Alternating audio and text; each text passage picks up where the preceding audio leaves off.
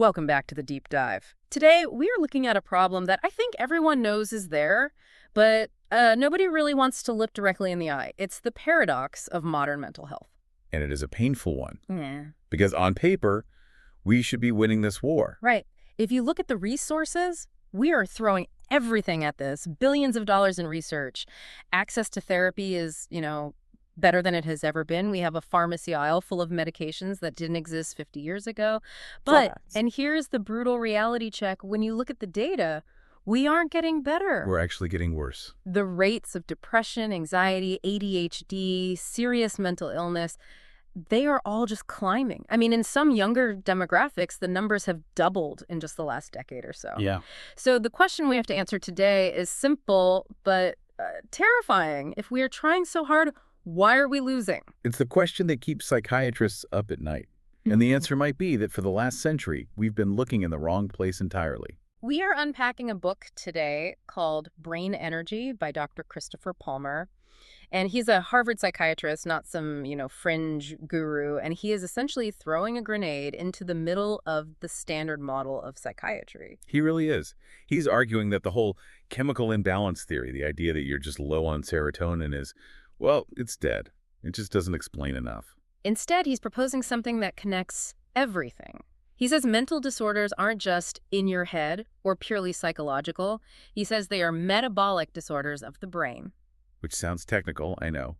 But when you understand what he means by metabolic, it actually simplifies everything. It explains why mental illness looks the way it does. And to really get this, we have to start with a story. This isn't just dry research. This whole theory started with a medical mystery involving a patient he calls Tom. Tom is the anchor for this whole theory. If you understand Tom, you understand the breakthrough. So set the scene for us. Who is Tom? So Tom was a patient of Dr. Palmer's. He was 33 years old, and he had a diagnosis of schizoaffective disorder. Now, if you don't know what that is, imagine the worst parts of schizophrenia. The hallucinations, the paranoia? Exactly. Combined with the worst mood swings of bipolar disorder. That is a heavy, heavy burden. It's debilitating. Tom was hallucinating every single day. He was convinced there were conspiracies against him. He was tormented by anxiety. He basically lived as a hermit in his father's house because he just couldn't function in the world. And it's not like he wasn't getting treatment. I was reading his chart notes in the source material. He had tried 17 different medications. 17. Antipsychotics, mood stabilizers, antidepressants, you name it, he took it. And the tragedy is, none of them stopped the voices. But they did do one thing. What was that? They wrecked his metabolism. He gained over 100 pounds, right? Over 100 pounds. So now Tom is dealing with severe psychosis. And on top of that, he's obese, lethargic, and sedated. He's in a worse spot than when he started. And this is where the story takes a weird left turn. Dr. Palmer didn't prescribe a new antipsychotic. He wasn't trying to cure the schizophrenia anymore. He just wanted to help Tom lose some weight. Right. It was a Hail Mary for his physical health. They decided to try the ketogenic diet. Okay, stop there. Because when I hear keto, I think of fitness influencers eating sticks of butter and bacon to get abs.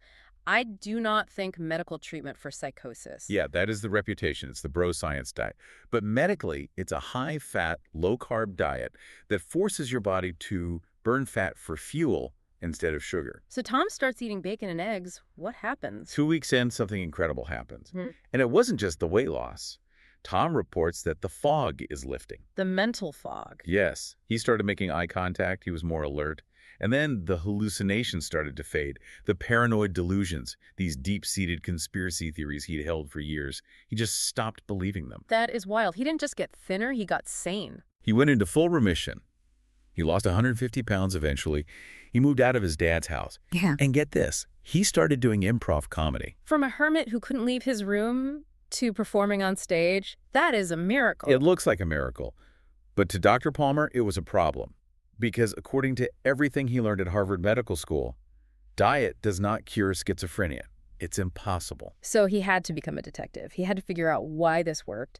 And this is where he made the connection that I think is the key to this whole deep dive. The epilepsy connection. Right, because keto wasn't invented for weight loss, was it? No. The ketogenic diet was developed in the 1920s specifically to stop seizures in people with epilepsy.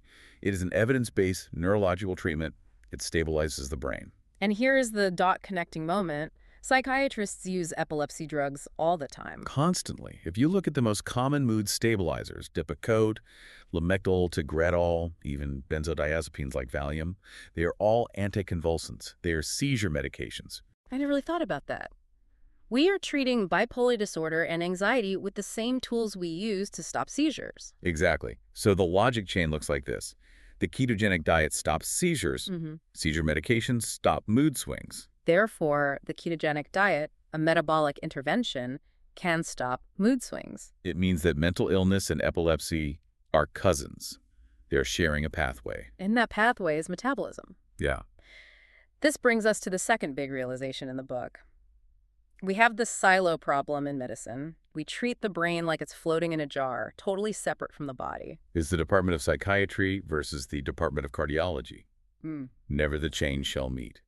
But if you look at the comorbidity data, that's just a fancy word for having two diseases at once, the separation just falls apart. I was looking at these numbers, and they are staggering. If you have a mental illness, your odds of having a physical metabolic illness just skyrocket. They do. People with schizophrenia are 3 times more likely to get diabetes. People with depression are twice as likely to have a heart attack. And the cynic in me, or maybe just the standard doctor, would say, well, obviously, if you're depressed, you're eating junk food, you aren't exercising, you're smoking, that's why you get heart disease. That's the behavioral trap. Right. We blame the patient's lifestyle. We say it's a lack of willpower. But Dr. Palmer says the statistical link is way too strong for that to be the whole story. He flips it, right. He says, what if the depression and the heart disease are actually the same thing? The runny nose analogy, this is the best way to visualize it. Break it down for us. Okay. Imagine you have 2 patients. One goes to the doctor with a runny nose. The other goes with a sore throat.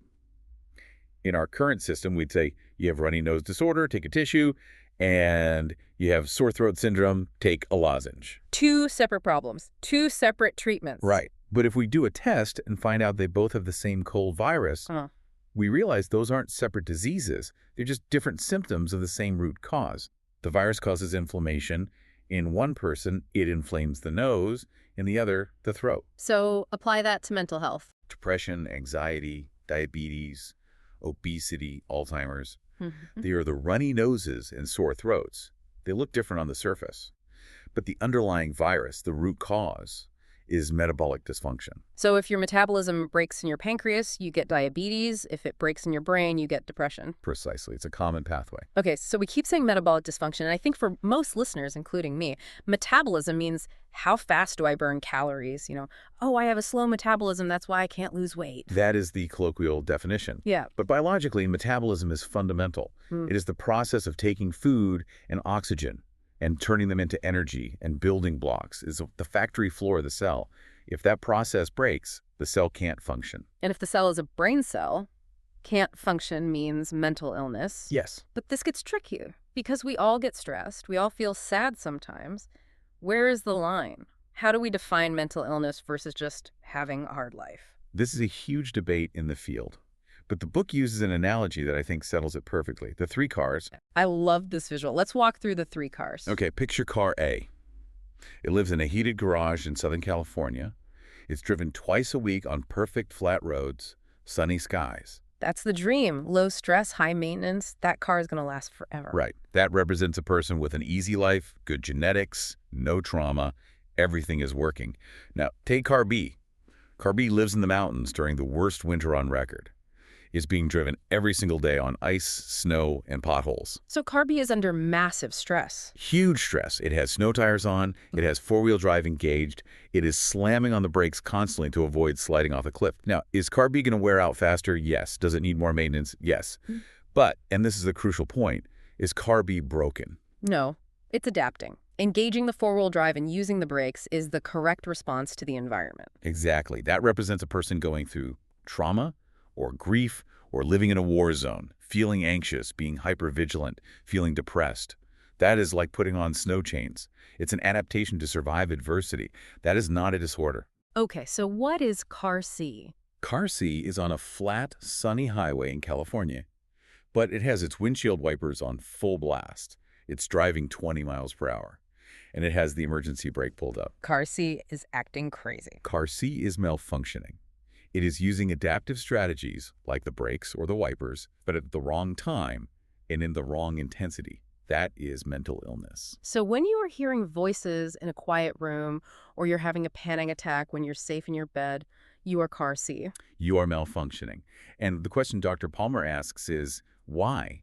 Why would the car's computer start firing the wipers on a sunny day? And the answer isn't bad childhood, it's under the hood. It's the engine.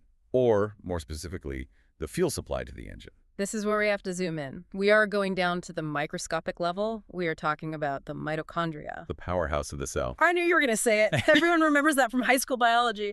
But Dr. Palmer says that definition is actually part of the problem. It's too simple. It is. We tend to think of mitochondria as little Duracell batteries. You feed them sugar, they give you electricity, ATP, and that's it. But we now know they are so much more. They are the commanders of the cell. Commanders? In what way? They don't just provide power, they direct resources. They decide if a cell should grow or shrink. They decide if a cell should die. And in the brain, they play a huge role in producing and releasing neurotransmitters. Wait, so the serotonin and dopamine, the chemical imbalance stuff, the mitochondria are in charge of that. They provide the energy to make them and the signals to release them. So if your mitochondria are sick, your neurotransmitters will be off. But there is a specific mechanism here that I think explains anxiety better than anything I've ever heard. It's the brakes analogy. This was a light bulb moment for me. Because I always thought anxiety meant too much energy, like my brain is racing, so I must have too much power. It feels like that. Yeah. But biologically, it's the opposite. Think about how a neuron works. It takes energy to fire, right? To send signal. But it also takes energy to stop firing, to reset the cell, to pump the calcium back out so the neuron can relax. So relaxing is passive, biologically speaking. Extremely expensive. Think of it like the power brakes in your car. If the engine dies, the power brakes fail. You press the pedal, but nothing happens. You can't stop. So if your mitochondria are dysfunctional, if you are low on energy, you lose your brakes. You lose your neural inhibition. Your brain becomes hyperexcitable. And what does that look like in a patient? Anxiety, panic attacks, or in Tom's case, hallucinations. The auditory center of his brain was firing randomly, creating voices, and his brain didn't have the energy to inhibit those signals. He couldn't turn them off. That completely reframes anxiety. It's not a character flaw or worrying too much. It's a mechanical failure of the braking system due to a power shortage. Exactly. And then you have the flip side. If the energy drops even lower, the cell might just shut down non-essential functions to try to survive. Which looks like depression. Brain fog, lethargy, slowed thinking. The cell is in low power mode. So this explains why someone can be anxious, brakes failed and depressed, low power at the same exact time. It's the same metabolic instability, just fluctuating output. So let's pull this all together. We have this unifying theory. Dr. Palmer uses a traffic analogy to show how this covers everything. Right. If you picture the body as a city and metabolism is the traffic flow. Okay. If you have a massive traffic jam in the part of the city that handles sugar, the pancreas, what do you get? Diabetes. Right. Traffic isn't moving. Sugar isn't getting into the cells. Now, if you have that same traffic jam in the memory neighborhood of the brain, Alzheimer's. and if you have that traffic jam in the emotional regulation highway, you get bipolar or depression. The root cause, the traffic, the energy supply is the same. But the location of the jam determines the label we give the disease. Exactly. And this explains the silo problem we started with. It explains why Tom got better. The keto diet didn't fix his schizophrenia and his obesity separately. It fixed the traffic. It repaired the metabolism. It helped his mitochondria run efficiently again. Once the energy was stable, his brain could finally apply the brakes on the hallucinations. And it explains why stress and trauma and bad sleep and junk food all lead to mental illness. Because they all damage the mitochondria. Yes. High cortisol from stress. It poisons mitochondria. A diet high in sugar and processed oils. It causes inflammation that damages mitochondria. So the debate of, is it nature or nurture? Or is it biological or psychological? It's a false debate. Psychological stress causes biological damage to the mitochondria. It is all one system. It climbs the mountain, as Palmer says. It doesn't throw out the old theories. It just climbs higher to show how they all fit into this one big landscape. It validates the biopsychosocial model, but gives it a biological engine. Exactly. So what does this mean for the listener? We've covered a lot of ground. We aren't dealing with dozens of separate diseases. We are looking at one common pathway. Right. Metabolic dysfunction affecting the brain's ability to turn on, turn off, and maintain itself. And here is a thought I want to leave everyone with. It's a bit provocative, but based on this science, I think it's necessary. Laziness myth. Yeah, we look at society rising obesity, people sitting on the couch, lack of motivation, and we call it an epidemic of laziness. We say people just need more willpower. We moralize it. You're depressed. Just get up and do something. You're overweight. Just stop eating. But if Dr. Palmer is right, if depression and lethargy are symptoms of energy failure at the cellular level, Then maybe people aren't lazy. maybe their batteries are dead. It's a profound shift in perspective.